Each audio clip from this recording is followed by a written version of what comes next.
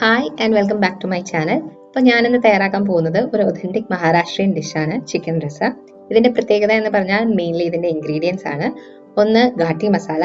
ഇതിന്റെ ലിങ്ക് ഇപ്പോൾ നിങ്ങൾക്ക് ടോപ്പ് ലെഫ്റ്റ് കോർണറിൽ കാണാൻ കഴിയും, ഇല്ലെങ്കിൽ ഡിസ്ക്രിപ്ഷൻ ബോക്സ് ചെക്ക് ചെയ്താലും മതിയാവും.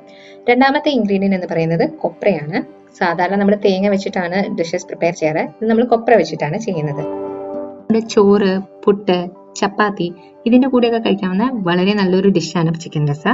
അപ്പോൾ ചിക്കൻ റസ എങ്ങനെയാണ് പ്രിപ്പയർ ചെയ്യുന്നതെന്ന് നമുക്ക് നോക്കാം.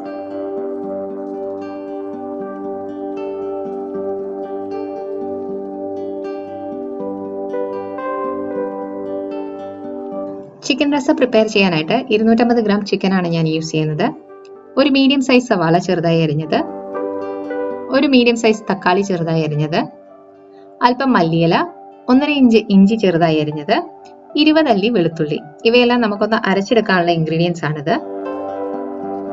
അരമുറി കൊപ്ര ചെറുതായി ചീകിയെടുത്തത്, ഹോൾ സ്പൈസസ് ആയിട്ട് ഒരു ഇടനേല, അല്പം ഗ്രാമ്പൂ, അല്പം പട്ട, അല്പം കുരുമുളക്. ഇനി തേങ്ങ, ഇഞ്ചി, വെളുത്തുള്ളി, മല്ലിയില ഇവയൊന്ന് നമുക്ക് നല്ല പേസ്റ്റ് ആയിട്ട് അരച്ചെടുക്കാം. അല്പം വെള്ളം ചേർത്ത് അരച്ചെടുത്താൽ മതിയാകും.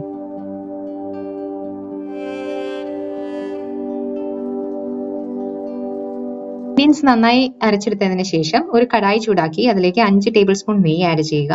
നെയ്യ് താല്പര്യമില്ലാത്തവർ സാധാരണ കുക്കിംഗ് ഓയിൽ യൂസ് ചെയ്താലും മതിയാകും. ഇതിലേക്ക് ഹോൾ സ്പൈസസ് ആഡ് ചെയ്ത് കൊടുക്കുക. അതിനുശേഷം അരിഞ്ഞു വെച്ചിരിക്കുന്ന ഉള്ളി ആഡ് ചെയ്യുക. ഉള്ളിയുടെ നിറം ഒന്ന് മങ്ങുന്നത് വരേക്കും വഴറ്റിയാൽ മതിയാകും. അതിനുശേഷം അരച്ചു വെച്ചിരിക്കുന്ന അരപ്പിൽ നിന്ന് 2 ടേബിൾ സ്പൂൺ ഇതിലേക്ക് ആഡ് ചെയ്യുക. വെളുത്തുള്ളി, ഇഞ്ചി ഇവയുടെ പച്ചമണം പോകുന്നത് വരെ നന്നായി വഴറ്റിയെടുക്കണം.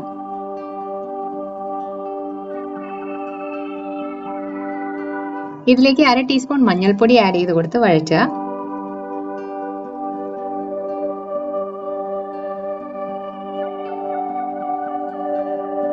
ശേഷം മുറിച്ചു വെച്ചിരിക്കുന്ന തക്കാളി ആഡ് ചെയ്ത് കൊടുത്ത് വഴറ്റുക.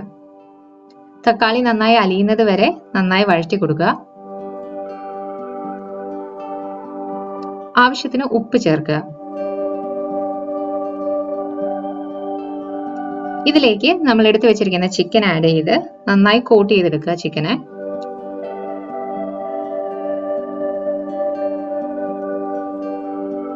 അടച്ചു വെച്ച് 10 മിനിറ്റ് വേവിക്കുക.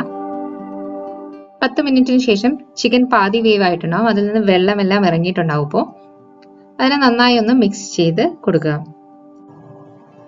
ഇതിലേക്ക് 1.5 കപ്പ് ചൂടുവെള്ളം ആഡ് ചെയ്ത് കൊടുക്കുക.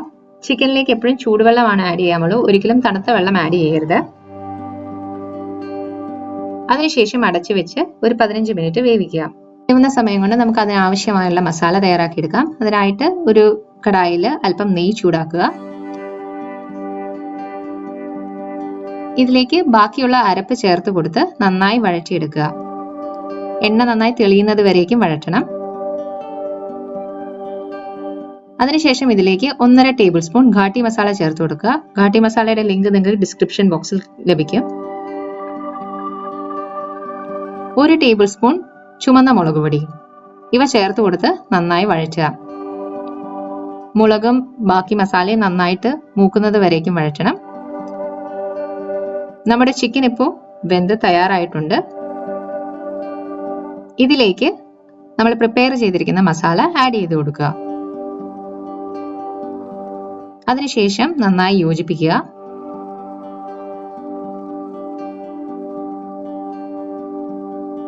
ഇപ്പൊ ഇത് നല്ല തിക്ക് ഗ്രേവിയാണ്.